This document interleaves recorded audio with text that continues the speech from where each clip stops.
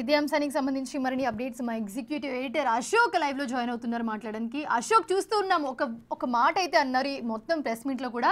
So ఇప్పుడు ఆయన ఒక తెలుగోళ్ళ పరువు నేను ఎక్కడికో తీసుకెళ్లాలని ట్రై చేస్తుంటే మనల్ని మనమే లాక్కుంటున్నాం అని చెప్పి అన్నారు. సో ఇంత ప్రెస్ మీట్ లో అసలు మీరు స్టార్టింగ్ నుంచి చూసే ఉంటారు, అంటే ఎలా చూడాలి ఆయన అన్న వర్డ్ ని? ఎందుకంటే ఎక్కడికైనా తీసుకెళ్లొచ్చు, బట్ ఇలాంటి సిచ్యువేషన్ ఇలా ఉన్నప్పుడు దానికి తగ్గట్టుగా మాట్లాడాలి, దానికి తగ్గట్టుగా ప్రవర్తించాలి. ఆ సిచ్యువేషన్ లో అసలు ఒకసారి మీరు ఎక్స్ప్లెయిన్ చేస్తారా?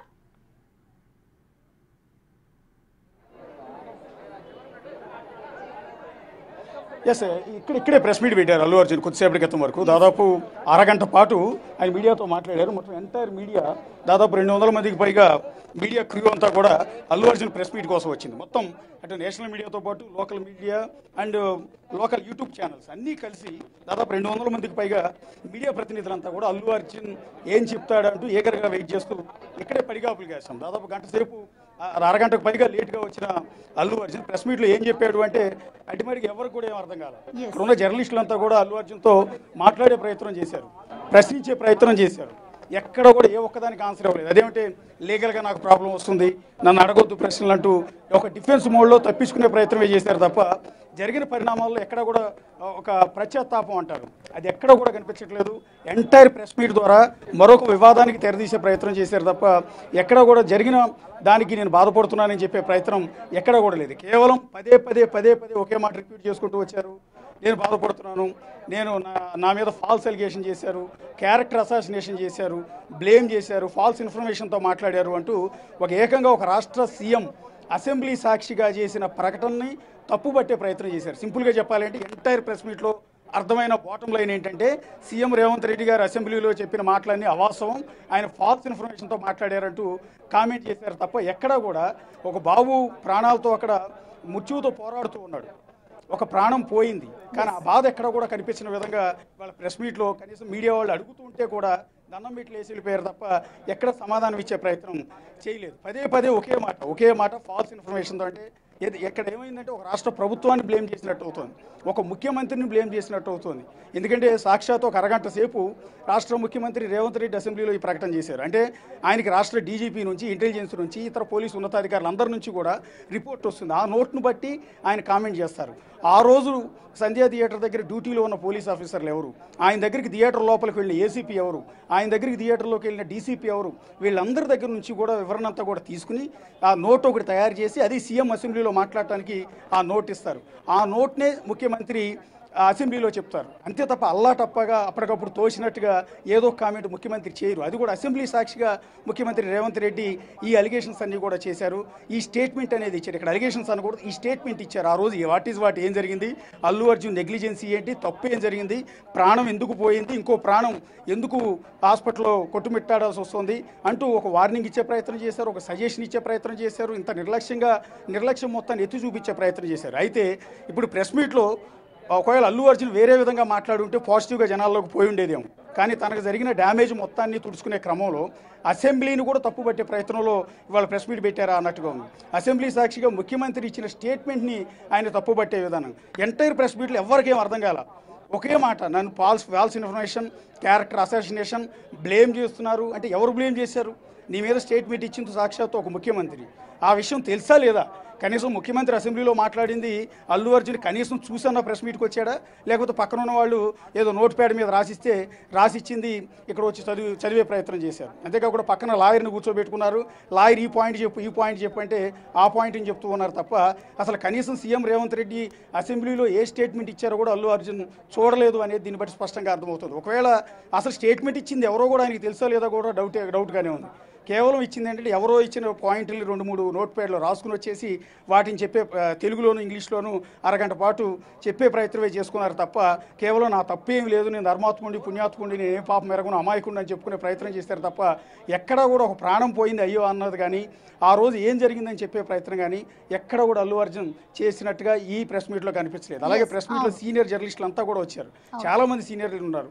వాళ్ళందరూ కూడా అల్లు అర్జున్ని ప్రశ్నించే ప్రయత్నం చేశారు.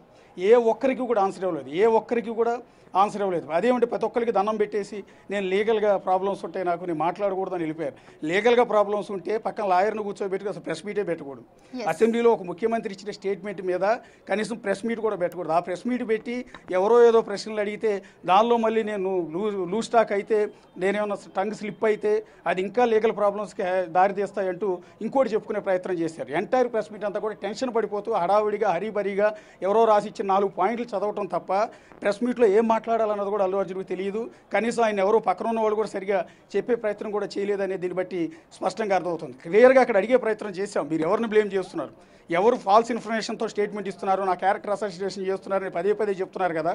మీ మీద ఆ స్టేట్మెంట్ ఇచ్చింది ఒక ముఖ్యమంత్రి.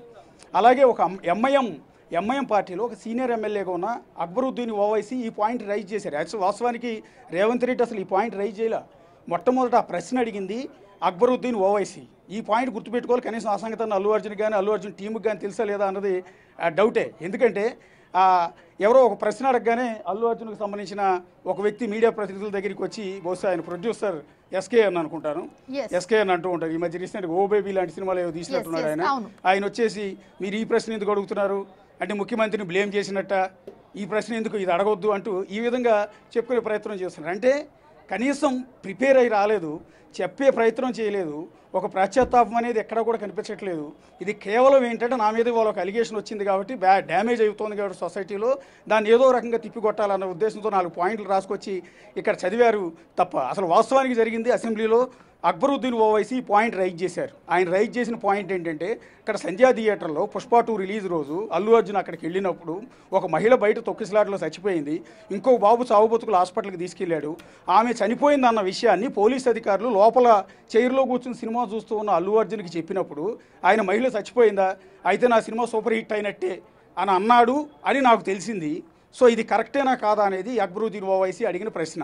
అలా అక్బరుద్దీన్ ప్రశ్న అడిగినప్పుడు దానికి సమాధానంగా ముఖ్యమంత్రి హోదాలో సభానాయకుడిగా రేవంత్ రెడ్డి లేచి నిలబడి అసలు ఏం జరిగింది ఏంటి అనేది ఎంటైర్ పోలీస్ డిపార్ట్మెంట్ నుంచి వచ్చిన నోట్ని అసెంబ్లీ సాక్షిగా నడిపారు. మామూలుగా అల్లాటప్పగా ఏదో చిన్న చోటమోట నాయకుడు ఏదో స్టేట్మెంట్ ఇచ్చాడు అంటే దాన్ని పెద్దగా పరిగణలోకి తీసుకోరు. అది కూడా బయట ఎక్కడో స్టేట్మెంట్ ఇచ్చారంటే అసలు పట్టించుకోరు. కానీ అసెంబ్లీ సాక్షిగా అసెంబ్లీ ఒక చట్టసభ సాక్షిగా ముఖ్యమంత్రి స్థానంలో ఉన్న రేవంత్ రెడ్డి ఈ స్టేట్మెంట్ ఇచ్చారు. అది కూడా అక్బరుద్దీన్ ఓవైసీకి సమాధానం ఇచ్చే ప్రయత్నంలో ఈ అలిగేషన్ చేశారు. అసలు వాట్ ఏం జరిగింది ఆ రోజు, అసలు సినిమా థియేటర్లో ఆయన రావద్దని చెప్పారు. అల్లు అర్జున్ ఇంకో మాట కూడా అంటున్నారు, నాకు పర్మిషన్ లేదని తెలిస్తే నేను అసలు వెళ్ళను అని. కానీ పర్మిషన్ ఇవ్వమని చిక్కడపల్లి పోలీసులు సంధ్యా థియేటర్ యాజమాన్యానికి నోటు ఇచ్చిన మాట నిజం. ఆ నోటు కూడా బయటకు వచ్చింది. అదే నోటు సీఎం రేవంత్ రెడ్డికి కూడా వెళ్ళింది. అందువల్ల ఇవాళ జనాన్ని కంట్రోల్ చేయలేం, బందోబస్తు ఇవ్వలేం. దయచేసి మీరు థియేటర్కు రావద్దని అల్లు అర్జున్ని, హీరోయిన్ని, సినిమా నిర్మాతలను కూడా రావద్దని వాళ్ళు చెప్పి నోటు కూడా ఇచ్చారు. ఇచ్చిన దాన్ని కూడా పట్టించుకోకుండా అల్లు అర్జున్ అక్కడికి వెళ్ళారు అనేది సీఎం రేవంత్ రెడ్డి చేసిన ప్రధానమైన అలిగేషన్. అలాగే వచ్చే క్రమంలో ఆయన రోడ్ షో చేస్తూ వచ్చారు థియేటర్ లోపలికి. అలా కాకుండా కారు లోపల క్లోజ్డ్ డోర్లో కూర్చుని కనుక లోపలికి వచ్చి సరాసరి థియేటర్లోకి వెళ్ళిపోయి చైర్లో కూర్చుని ఉంటే ఈ తలనొప్పి ఉండేది కాదు. కేవలం ఆయన బయట తన వెహికల్ సన్ రూఫ్ పైన లేచి నిలబడి రోడ్డు పక్కన మొత్తం నిలబడి ఉన్న జనాలందరికీ అభివాదం చేస్తూ లోపల వరకు వచ్చారు. కాబట్టి బయట ఉన్న జనమంతా, ఆయన ఫ్యాన్స్తో పాటు బయట ఉన్న జనమంతా వేలాది మంది థియేటర్లోకి చొచ్చుకొచ్చేశారు. అదే క్రమంలో అల్లు అర్జున్ వెనకున్న బౌన్సర్లు 50-60 మంది బౌన్సర్లు ఇష్టం వచ్చినట్టు అక్కడ ఉన్న జనం మొత్తాన్ని, అభిమానులు అల్లు అర్జున్ చూడటానికి వచ్చిన వాళ్ళందరినీ కూడా నెట్టివేశారు. వాళ్ళు చేసిన ఓవర్ యాక్షన్ వల్ల అభిమానులకు అటు బౌన్సర్లకి మధ్య కొంత గొడవ జరిగింది. ఆ గొడవ తొక్కిసలాట కారణమైందంటూ స్వయంగా రేవంత్ రెడ్డి అసెంబ్లీలో స్టేట్మెంట్ ఇచ్చారు. దాన్ని కూడా అల్లు అర్జున్ ఇస్తున్నదంటే నేను అసలు ఎక్కడ కూడా రోడ్ షో చేయలేదు, జస్ట్ కొన్ని మీటర్లు మాత్రమే నేను అక్కడంతా జనం నా కోసం ఉన్నారు కాబట్టి వాళ్ళ కోసం పైకి లేచి నిలబడి చేతులు ఊపారంటూ ఒక వివరణ ఇచ్చుకోరు. అది సిల్లీ రీజన్. నిజానికి ఏ ఒక్కరిని అడిగినా కూడా ఇలాంటి ఆన్సర్ ఎవరు ఒక ముఖ్యమంత్రికి, ఒక అసెంబ్లీ స్థాయిగా అసెంబ్లీలో జరిగిన చర్చకి సంబంధించి ఒక ముఖ్యమంత్రి ఇచ్చిన స్టేట్మెంట్కి అలిగేషన్ ఎదుర్కొంటున్న ఒక కేసులో నిందితుడిగా ఉన్న వ్యక్తి, A11గా ఉన్న వ్యక్తి ఇచ్చే సమాధానం అది కాదు అసలు వాస్తవానికి.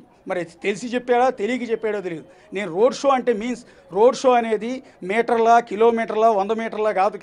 ఎన్ని మీటర్లు అయినా సరే నువ్వు ఓపెన్ టాప్ వెహికల్లో లేచి నిలబడి జనానందరినీ చూపించి నేను వచ్చాను హో అని దండోర వేసినట్టు అర్థం.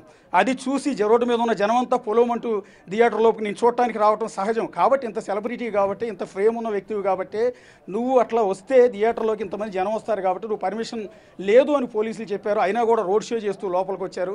అలా వచ్చిన క్రమంలో బౌన్సర్లు ఇష్టం వచ్చినట్టు తోసిపడేయటం వల్ల ఈ తొక్కిసలాట జరిగింది అనేది సీఎం రేవంత్ రెడ్డి చేసిన ప్రధానమైన అలిగేషన్. ఆ బౌన్సర్ల ప్రస్తావన లేదు. కనీసం మనం అడుగుదామంటే చెప్పడానికి అల్లు అర్జున్ కూడా లేరు. ఇక రెండోది, కనీసం ఇప్పుడు అల్లు అర్జున్ వల్ల ఎంటైర్ సినిమా ఇండస్ట్రీకి నష్టం జరిగింది. రేపు పొద్దున 100 కోట్ల బడ్జెట్తో సినిమా తీస్తే దానికి సినిమా టికెట్ రేట్లు పెంచుకోవడం అనేది రెగ్యులర్గా జరుగుతున్న ఆనవాయితీ. ఇకపైన ఏ ఒక్క సినిమా కూడా తాను సీఎంగా ఉన్నంతకాలం టికెట్ రేట్లు పెంచుకోవడానికి పర్మిషన్ ఇవ్వనని స్వయంగా రేవంత్ రెడ్డి చెప్పారు. సో దాని మీద ఏమైనా మాట్లాడతారేమంటే అది కూడా లేదన్నారు. అదే క్రమంలో నీకు పర్మిషన్ లేదు అని సీఎం రేవంత్ రెడ్డి చెప్తుంటే, కాదు నాకు పర్మిషన్ లేదని చెప్తే నేను అసలు పోను కదా అనేది ఆయన అంటున్నమాట. ఇంకా రెండోది, థియేటర్ లోపలికి అల్లు అర్జున్ దగ్గరికి మహిళ చచ్చిపోయింది, మీరు ఇమీడియట్గా థియేటర్లోంచి బయటకు వెళ్ళిపోవాలని ఏసీపీ లోపలికి వెళ్ళే ప్రయత్నం చేస్తే థియేటర్ వాళ్ళు గేటు దగ్గర ఆయన ఆపేశారు అని రేవంత్ రెడ్డి చెప్పారు. దానికి ఆన్సర్ లేదు. అట్లాగే ఏసీపీని ఎలనీయకపోతే డీసీపీ స్వయంగా వచ్చి లోపలికి వెళ్ళి అల్లు అర్జున్ దగ్గరికి వెళ్ళి మహిళ చచ్చిపోయింది, మీరు ఇమీడియట్గా వెకేట్ చేసి బయటకు వెళ్ళిపోవాలని చెప్పారు అనేది సీఎం రేవంత్ రెడ్డి చెప్పిన మాట. దానికి ఆన్సర్ లేదు అల్లు అర్జున్ నుంచి. నాకు అసలు ఎవరూ చెప్పలేదు, నాకు అసలు తెలియదు, మరుసటి రోజుకి కానీ నాకు అమ్మాయి చచ్చిపోయిన విషయం తెలియదు అంటూ పచ్చిగా ప్రెస్ మీట్లో ఒక అబద్ధం చెప్పే ప్రయత్నం ఇక్కడ స్పష్టంగా కనిపించింది. అంత గడబిడ జరిగి ఒక ప్రాణం పోయిందన్న విషయం కనీసం లోపల ఉన్న హీరోకి తెలియదు అంటే ఇది ఆశ్చర్యకరమైన విషయం. కనీసం పోలీసులు తనని పంపించేశారు, వెంటనే వెళ్ళిపోయానని చెప్తూ ఉన్నాడు. తనకు సంబంధించిన వాళ్ళు వచ్చి బయటకు వెళ్ళిపోవాలంటే వెళ్ళిపోయారని చెప్తున్నాడు. అలా ఎందుకు వెళ్ళిపోయారు? మహిళ చచ్చిపోయిన విషయం కనీసం తెలియదా? ఇంత సెన్సేషన్ అయిపోయింది. ఎంటైర్ పుష్ప 2 రిలీజే పెద్ద సెన్సేషన్. ఆ సెన్సేషన్లో తొక్కిసలాటలో ప్రాణం పోవటం ఒక పెద్ద సెన్సేషన్. అది కనీసం సంబంధిత వ్యక్తికి ఆ అమ్మాయి చచ్చిపోయిందన్న విషయం కూడా తెలియదు నాకు, మరుసటి రోజుకి తెలిసిన తర్వాత మా వాళ్ళందరినీ పంపించాను అంటే, ప్రాణం పోయిన తర్వాత నువ్వు 100 మందిని పంపినా ఉపయోగం లేదు, 100 కోట్లు ఇచ్చి పంపినా ఉపయోగం లేదు, 100 సార్లు పంపినా ఉపయోగం లేదు. కానీ ఆ సంగతి కూడా తెలియకుండా ఇవాళ పచ్చిగా అబద్ధాలు చెప్పే ప్రయత్నం, ఒక సీఎంని బ్లేమ్ చేసే ప్రయత్నం, అసెంబ్లీని బ్లేమ్ చేసే ప్రయత్నం అల్లు అర్జున్ మాటల్లో చాలా స్పష్టంగా కనిపించింది.